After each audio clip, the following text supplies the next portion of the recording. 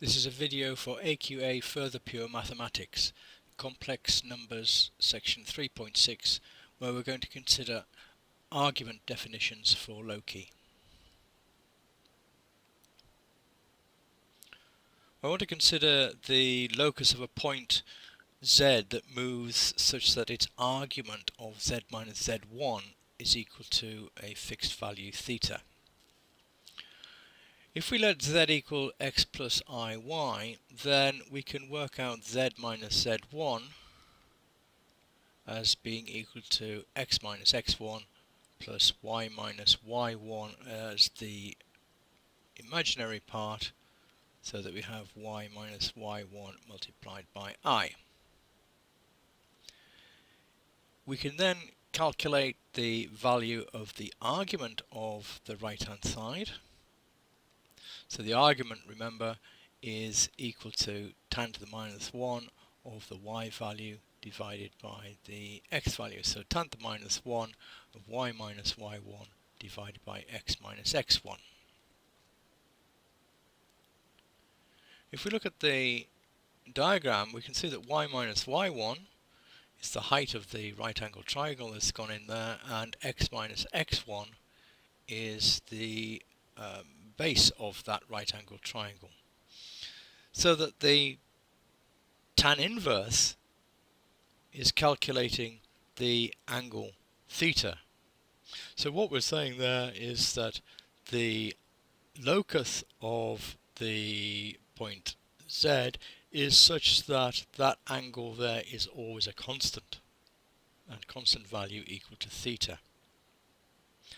Now, because theta is a unique value, then instead of getting the full line which goes through x1, y1, we only get the half line radiating out from z1 such that that angle is a constant. So summarizing that then, we're saying that the locus of a point such that the argument of z minus z1 is equal to theta is a half line from z1, where the angle theta is the direction from the positive real axis.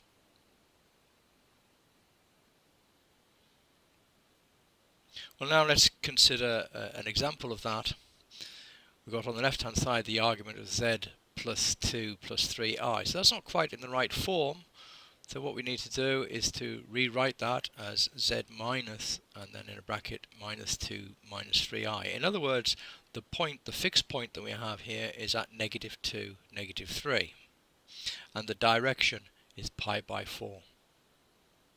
So there we are. We have our fixed point, negative 2, negative 3.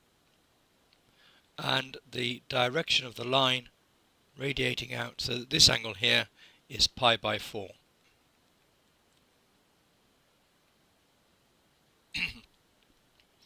As a second example then, let's look at this one.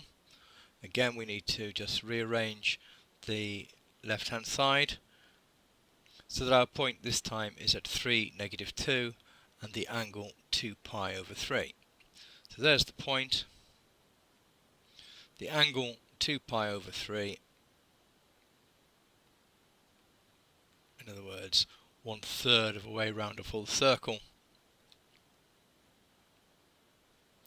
That's the end of our video on argument definitions for loci, and in the next video we'll look at section 3.7, where we're looking at regions defined in a complex plane.